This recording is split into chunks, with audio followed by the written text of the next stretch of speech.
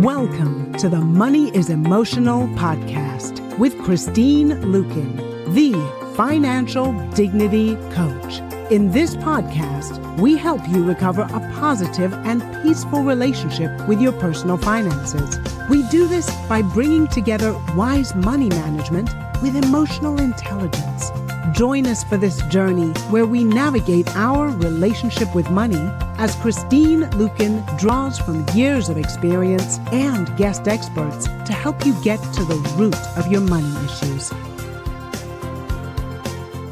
Hello and welcome to Money is Emotional with your host, Christine Luken. Christine, how are you? I am doing fabulous. How are you today? Oh, I'm doing fantastic. I'm so excited to be back with you. And I did want to share something with the audience. For those that have been tuning in for a while, you'll get this. If this is your first podcast, you're probably not going to understand this next comment, but that's okay. We'll explain it just barely. Christine, I wanted to give you an update. I didn't find anything in the tampon box. No money, huh? No money. No money. I was curious. I was just curious.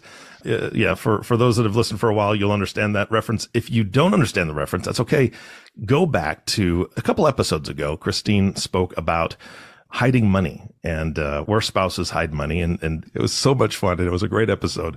But you gave me a statistic, I think, that a lot of times it's like the majority of women hide things in a tampon box, right? Yeah. Well, because most men don't want to look there. But either your wife is not hiding money from you or she's hiding it somewhere else. Okay, I'm going to expand on this because you brought it up. You ready? So here's the thing is that she did tell me, because she laughed so hard about that, but she did tell me, you're not going to believe this, I actually do hide like a 20 or a 50 in a pad in her purse because if somebody's rummaging through her purse, you're not going to go there. You're not going to look there. And so she does that for like gas money or an emergency money, or if she sees somebody that needs some cash, she'll give it to them. But she did share that with me. I thought that was so funny. I said, I cannot believe you did that. That just proves my point. Maybe it's not the tampon box. Maybe it's the pad box. Where people are least likely to look. Yeah, just craziness. Anywho, I thought that was fantastic. But that's not what we came here to talk about today. What's the topic for today? Well, today we're going to talk about the best way to pay off debt. And the reason why I wanted to talk about this is because for a lot of people who want to improve their personal finances, getting rid of debt or getting it to a manageable level is a big goal for a lot of people, especially at the beginning of the year, right? Mm-hmm. We're making these resolutions. If you're listening to this later in the year, it's always a good time to start this process of reducing debt because it can put a strain on you, both emotionally and financially. If a big portion of your income is going right back out to pay on debt, that's less money that you have to save and invest and spend on the things that are important to you. 100%. And I would say that money is the one, and debt specifically, is the single most reason I've lost sleep over my entire lifetime. And then my children would be the second reason. Yeah. Yep. No, and I know exactly that feeling because back in my 20s, when I was in all that financial distress and trouble before I hit rock bottom, I lost a lot of sleep because of my debt. And I have people ask me, like, what's the best way? What's the best way to start tackling my debt? And frankly, there's no, quote, one best way. And in fact, there are 5 different methods that we can pick from to tackle our debt. And I tell people, pick the one that is most emotionally motivating for you. Because here's the thing, most of us don't get excited about math. Right? Yeah. We're not going to be like, oh, yes, show me the numbers. Now, usually the people who actually do get excited about that are not the people that have a problem with debt, because they'll run the numbers and they'll see the interest rate and they'll be like, why would anybody use a credit card? This is stupid. Yeah. So those people usually don't have problems with excessive debt. The people that love math and, are calculating interest rates, et cetera. But before we go into the 5 different ways that we can use to pay off debt, I wanted to kind of give like a precursor to that. So if you want to achieve your goal of being debt-free, really step 0 is you have to commit to not going into debt any further. That makes sense. Because you can't get out of a hole while you're still digging out the bottom. And I see people say, yeah, I'm working on reducing my credit card debt, and yet they're still using their credit cards freely. So with many of my clients, we will either put a temporary freeze, temporary hold on using credit cards while we're working on paying off the debt, switch over to the debit cards. Most people don't like using a lot of cash. Cash can certainly be good to help control some of your spending that might get out of hand. But especially like with COVID, people these days are more germophobic than ever. Mm-hmm. So a lot of times it's like they don't want to carry around a bunch of cash. Maybe they're worried about getting mugged, etc. So, switching to the debit cards temporarily can be a good thing. Or if you are going to use your credit cards, you have to commit that you are going to pay those charges in full every month, in addition to your monthly payment, in addition to the extra that you're going to pay on your debt. So first of all, we want to say, okay, how much over and above our monthly payments for our various debts are we going to put towards debt reduction? So first of all, let's not go into any more debt. And then let's decide how much are we committing over and above our monthly payments to tackle our debt. Now, when I talk about this, I'm mostly talking about credit card debt and unsecured debt. I'm not so worried about car payments, mortgages, or things of that nature that are attached to some sort of asset, because usually those interest rates are fairly reasonable. The debt that I'm most worried about is the credit card debt, because when I'm looking at my clients and their credit cards, I've seen interest rates as high as like 27%, which is insane. Yeah. So it's not uncommon to have credit cards with 27, 24, even 15%. That can rack up some pretty serious finance charges.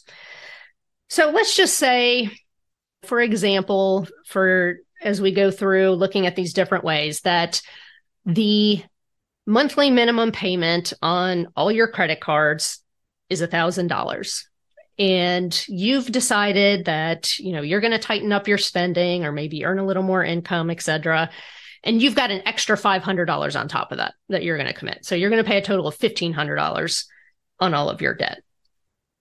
So the first way to pay off debt is called the avalanche method. Now, this is the one that is most mathematically correct. And what you do with this method is you list out all of your debts and you put them in order of the interest rate. So the one at the top of the list is going to have your highest interest rate. All the way down the list, the last one on the list is the one that has the lowest interest rate. Mm-hmm. You're going to pay at least the minimum due on everything, but you're going to focus the extra on the one that's on the top of the list. So the one with the highest interest rate. You put all your extra dollars, all your extra focus on paying off that one that is, that has that big interest rate on it. Now, this is best for the people who are motivated by saving money on interest. So, I said, usually those people are not the ones that get into debt, but sometimes they do, right? No one's perfect. And usually this person is really bothered by seeing that line item on the credit card statement that shows how much interest they're paying. Like that really hurts them deep down inside to see, oh my gosh, I'm paying $125 in interest just on this one credit card, right? And so let's start adding those up, and then they start to get anxious. So that's me. You just described that. I'm that guy.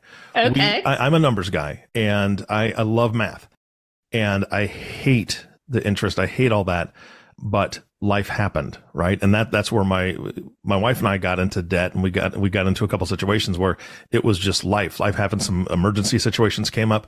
We ended up with a good chunk of debt, with some of it on credit cards that were high interest, because we quote unquote had to. Now, stepping back from that scenario, maybe there's some other things we could have done, or I could have worked a little harder on finding other ways to earn extra cash or whatever.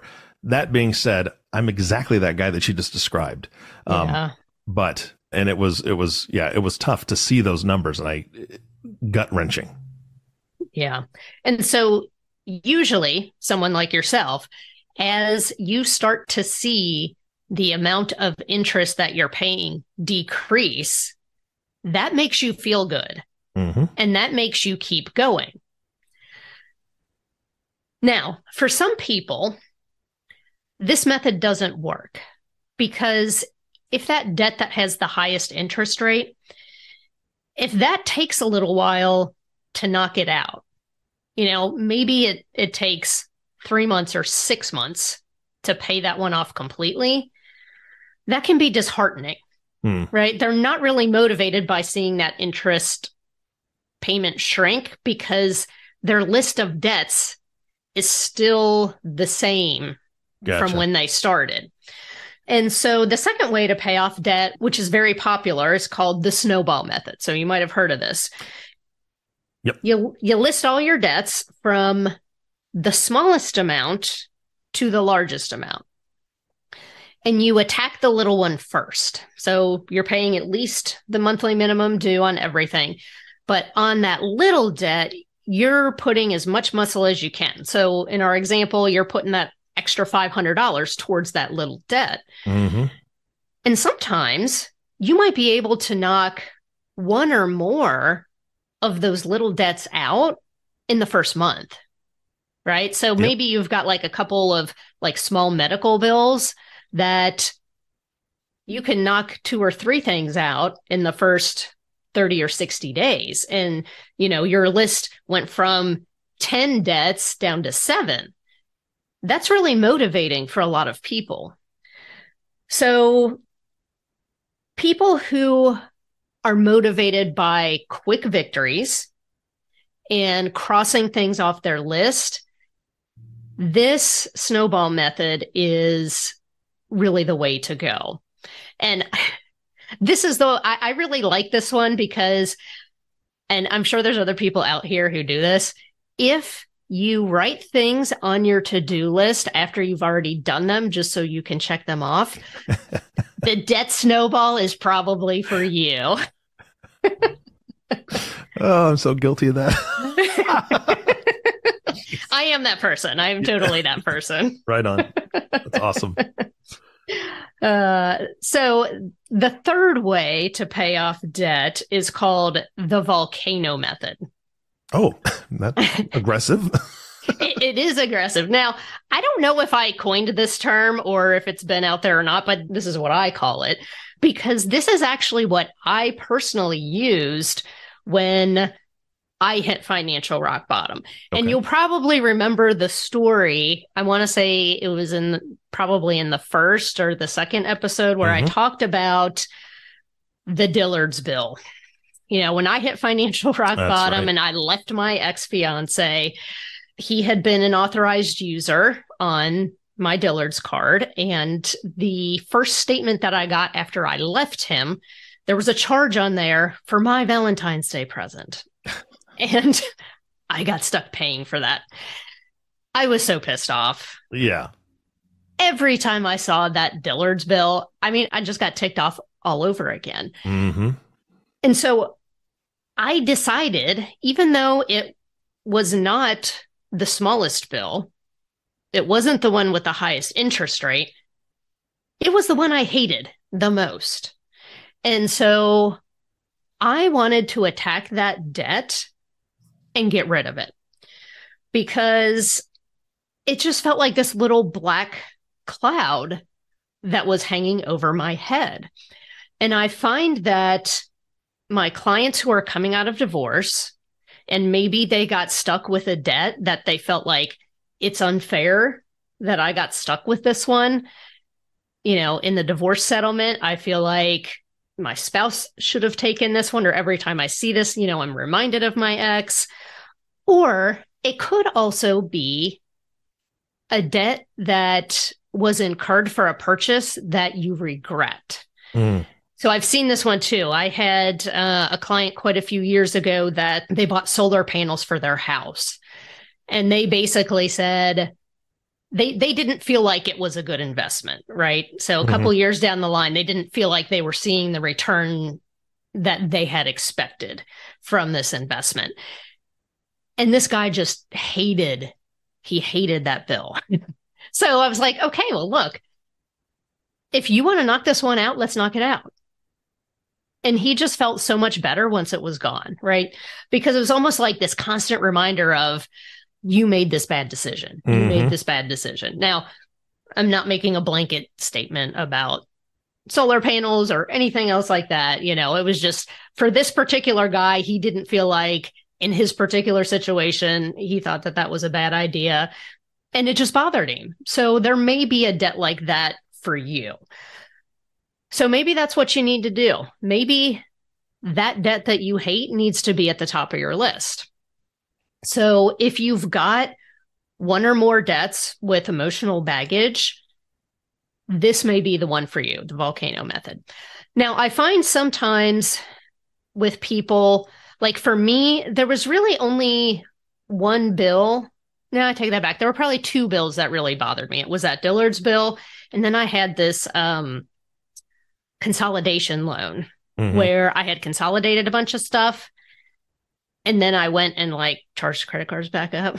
And I hated that consolidation loan because it was one of those lending places that you find in the strip malls, little shopping malls, the strip mall financiers. I don't even think it's around anymore. It was called The Associates. Oh my. And when I looked at the interest rate, I mean, it was like, I might as well have gotten a loan from the mob, because that's kind of how it felt, because it was 32% interest. That's the first thing I thought of when you said that. Hey, come into the Associates. We got you covered. Here's the thing. Every Tuesday, we're going to show up at your house. You know what I'm saying? That's all I could think of when you said that. That's what it felt like. I'm not going to lie. I bet. So that was the second one that I tackled. But then after that, the other debts that I have, I didn't really feel a strong emotional charge. So I then switched over to the debt snowball. And that's the other point that I want to make, is that sometimes we might start with one particular method, and then it might make sense later to switch to another one. So it's not like, oh, once you commit to doing the debt snowball, then that's it, you're done. You're committed to this plan and you can't switch it around. Because the truth of the matter is, I switch it around all the time with my clients based off of what makes sense financially and what's satisfying to them emotionally. And a lot of them, we do this hybrid of, okay, it makes sense that we pay off this one first. You hate this one, let's get that one gone. Then let's take a look and see, what makes sense after that. Excuse me. Yes, you. Thank you so much for listening to the Money is Emotional podcast. We hope you're enjoying it so far. If you have any questions or would like to talk more about this topic, you can find us at www.christineluken.com, and all of our social media platforms are listed in the show notes. I'm so glad you brought that up, because I was going through this as you're speaking. This is exactly what my wife and I did. And it was all honestly thanks to her. We did the first two, right? So the avalanche method and the snowball method. Snowball method, because we both like seeing the small debts go away. And it was like, high five, way to go. We've done it. Right. Yes. But for my mathematical mind, I said, babe, we've got to get this one gone. I mean, this is, I think it was like 21% or 22%. We've got to get this one gone as soon as humanly possible.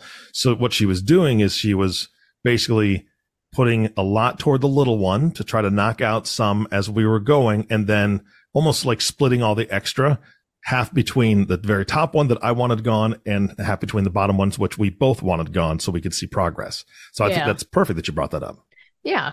Well, and I love that you mentioned that, because sometimes when you're in a relationship, what's emotionally motivating to you and emotionally motivating to your spouse might be two totally different things. So having a hybrid plan might actually make the most sense. Now, it might take a little more math and a little more number crunching. But if you've got somebody in the relationship that likes doing the number crunching like you, then, it's not too hard to figure out. Yeah. So the fourth way is the cash flow method. And this is when we focus on paying off the debt with the highest monthly payment. So for example, I had a client probably about 4 years ago who he had a car payment that was close to $500, which of course now that doesn't seem that high with inflation. But, when we looked at the money that was going out and we looked at their list of debts, that one was the one that had the highest monthly payment on there. And they were expecting a tax refund. And he was like, man, if we could knock this one out, then we've basically reduced the amount that's going out by 25%. So even though it's like they had 10 or 12 debts on their list, this car payment was like 25% of the payments that were going out. So it just made sense, even though, it wasn't the smallest interest rate, it freed up the most cash flow. So if someone is in a situation where they really feel like cash flow is tight from month to month, this can offer immediate relief for them. And then they can switch over to a different method if they want to, right? So if they knock out one or two that have a really high payment, and in the instance of the car payment, he only had like 4 or 5 car payments left. So he was at the end of the loan. So it didn't really have a high balance, but it had a high payment. So that may be a good idea if cash flow is tight, or this is also a good one for people who have variable income. I'm self-employed. My income changes each and every month. One of the things that my husband and I did before I started my business was we paid off all of our debt except the house. But we also refinanced our house to get our payment as low as possible, because we wanted to keep that monthly expense number as low as possible. Sure, we could always increase our spending when we had good months, but we wanted to have like our worst case scenario of these are our operating expenses for our home to be as low as possible, because we knew that my income was going to go up and down like a roller coaster, as it does for a lot of people who are self-employed. So that can be helpful too. If we can get that amount that has to be paid every month down as low as possible, when we've got a great month, then we can put more money towards it, but we can always, shrink down if we need to, especially if someone's got variable income. So people like realtors, people who are self-employed, that can be really beneficial. So the fifth way to pay off debt is called the fair share method. This one takes a lot more math to do. It's different from the others because with the other 4 that we talked about, you're paying the minimum due on everything except for one, right? You're focusing all of those extra dollars on one. With this one, you're going to pay something extra on everything. This is for people who have a very strong sense of fairness. It's not fair that one debt is getting all the attention and all the other debts are being neglected and only getting the minimum payment. For some people, that bothers them. They want some extra going towards everything. So if your Visa is 30% of your total debt, you're going to take 30% of your extra money and put it towards the Visa. This one definitely requires more math than the other ones, because with the other ones, it's like we're paying them the minimum due on everything, plus if we charged anything for the month on those cards. But, you're just adding the extra to one of the debts. With this one, you're adding the extra, a piece of the extra to all of the debts. But we do have a freebie for people today, and we're going to put the link in the show notes. And it is my debt payoff worksheet. And there's a tab for each and every method that we have just talked about. Plus, there is a description of each of the methods and how they work and who it's best for. So you can take that tool, you can download that worksheet, and you can get started right away. There are numbers plugged into it so you can see how it works. And it's basically the same example that we've been using, that your monthly minimum payments are $1,000. You've got 500 extra that you're putting towards your debt, and it'll show you exactly how that gets broken down. So you can go in and overwrite that with your actual numbers. But I think it's helpful for people to see the examples in there even before they get started. Yeah, that's fantastic. Yeah. But like I said, there are some people who they want to pay a little extra on everything. Now, that may be like 10 to 15% of the population who want to do that. I find that for most people, I would say probably the overwhelming majority of people like the debt snowball, because it gives them that quick win. They can see those victories. A lot of people like crossing things off their list. I'll have my clients actually like print out their debt sheet and then physically cross them off as we pay things off, because they really like to see that. Yeah. I mean, that last method is very foreign to me, right? Because emotionally, I got to see stuff get done. I mean, and I don't think it's fair. The credit card company charge you 25% anyway, so I don't care if it's fair than what I pay them back. It could be just selfish. Maybe that's just me. I don't know. No, I mean, it's just, there's really, like I said, there's no right or wrong answer for this. It's really what appeals to you emotionally, because it's what you're going to stick with. And it's very interesting because I've had people say, well, if you use the avalanche over one of these other methods, you're going to save a ton of money. And so I went out there and did some research, and there was a pretty major personal finance blog that had run the numbers for the example that they had was $37,000 of debt. And they ran an example of the avalanche versus the debt snowball.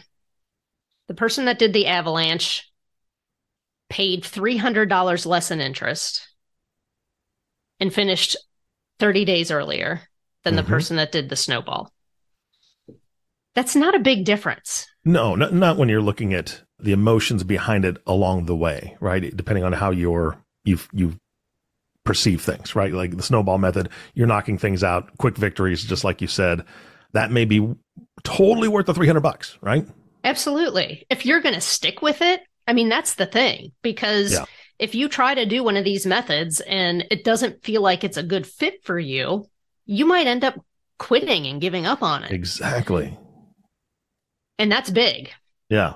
So that was actually my next question to you. Is that when you're working with clients, how often are you seeing them really stick to it from day one versus maybe how many times they have to kind of like, okay, I got to reset. I stumbled here, I stumbled there. What have you seen? Yeah, well, certainly we put some guardrails in place. Like I said, once we commit to, yes, we're going to get this debt paid off, then I will typically tell them, okay, I don't want you charging on any of these credit cards unless we decide maybe there's one or two. And sometimes they might say, I want the points, the travel points on this one. Mm-hmm. I promise we're going to pay off whatever we charge. And I'm like, okay, we're committing to that. The other thing is, because we're using a personal finance app, currently I'm using mint.com, it shows them how much they're paying in finance charges a month. And that line has to go into their spending plan. So they see how much money they can't spend because it's going to all these different credit cards. And that is very motivating to them. I bet. The other thing that we do is there's a line item in their spending plan for the credit cards and the extra that they're paying on the credit cards, so they can see that. The one point I want to make, and I don't think I've brought this up, is when you're using any of these methods, once you pay off the first debt, you're not decreasing the total amount that you pay out every month towards the debt. Mm-hmm. You're taking whatever you were paying on the first debt plus any extra, and you're rolling it down to the second one. And then once the second one is paid off, then you're rolling it down to the third one. So in our example of, hey, we're committed to $1,500 a month, as you start paying off those debts, your minimum payment's going to drop. It's not going to be $1,000 after a couple months. It might drop down to like $750. Well, we're not decreasing that $1,500. We're committed to that $1,500 every month that we're paying off on the debt. And once you start knocking off several debts and you're rolling those minimum payments into like the third, fourth, fifth, and sixth debts on your list, that's when you really start to see this compound effect of those debts really starting to fall away. So I actually ran the numbers on with the example with all of these methods, and there was really only a couple months of difference between any one of these things. As long as we're committed to paying that amount off, you're going to see those debts shrink. And then here's the thing. Once you have all the debt paid off, then you need to decide, am I going to use credit cards? And if so, under what conditions? I mean, my husband and I use credit cards, but we pay him in full every month. And in fact, I pay off my credit cards. I usually make 2 to 3 payments a month on my credit cards. Whenever I do my bills, whatever on there, I pay the balance. Yeah, that makes sense. Because if I start to see my checking account shrinking too low, then that's when I'm like, okay, Christine, maybe you need to cool your heels a little bit. Because it happens to all of us. Oh, yeah, of course. Yeah. So, what I really want people to walk away with is pick the debt reduction method that appeals to you or to you and your spouse the most. Yes, it's perfectly fine to switch between methods or to have a hybrid method. The whole point is to keep going and to have this commitment that I'm going to be debt-free, or I'm going to be debt-free unless it's attached to an asset like a house or a car.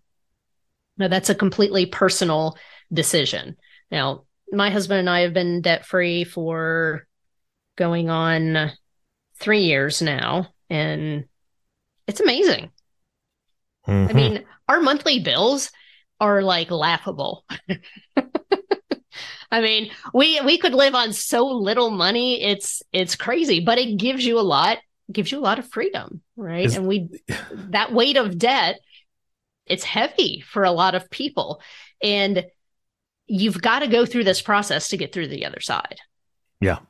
There's no way around it. No. And I think that statement that you made was probably, well, first of all, it's 100% accurate and spot on. But when my wife and I got out of debt, it was the same thing. And we've only been out of debt for about 6 months, but to see our monthly expenses and we're like, why was it so expensive to live before? Yeah. Now it's not nearly expensive. And we have all this freedom. As far as just freedom within our soul, I'll say that. I mean, it really is just a emotional and soul issue that we're like, this is amazing. Yeah. It feels like you have so many expenses going out every month. Well, when you're in debt, you do. Yeah. And then all of a sudden, when you're debt free, you're like, I really, I could have done with a lot less. So you're like the woman from The Sound of Music, spinning in the field. Yes. That's literally how you feel when you're like, I can do whatever I want to. This is lovely. That's exactly it. Oh, that's I want that for everybody. I want that for all of our listeners. All right. Well, tell them where to go find that worksheet.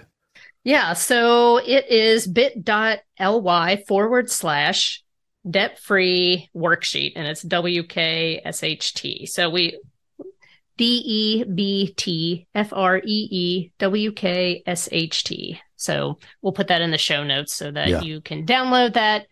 That will help you to pick which one you want to start with. And, if you want to switch between them at any time, it's going to be real easy for you to just plug those numbers into a different tab and keep on trucking so that you can get debt free by the end of 2023, or at least a good part of the way there.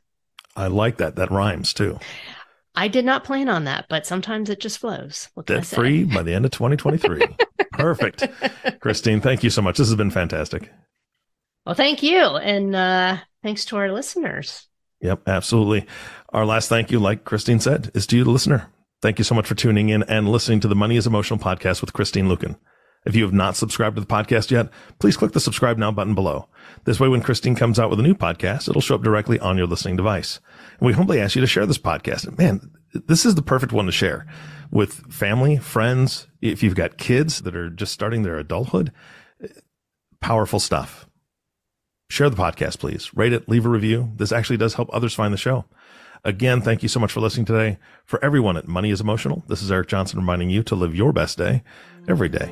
And we'll see you next time. Thank you for listening to the Money is Emotional podcast. To get in touch, visit our website at www.christineluken.com or drop us a line at hello@christineluken.com. And don't forget to click the follow button to be notified when new episodes become available. The information covered and posted represents the views and opinions of the guest and does not necessarily represent the views or opinions of Christine Luken. The content has been made available for informational and educational purposes only. The content is not intended to be a substitute for professional investing or tax advice. Always seek the advice of your advisor, tax professional, or other qualified financial professional with any questions you may have regarding your personal finances.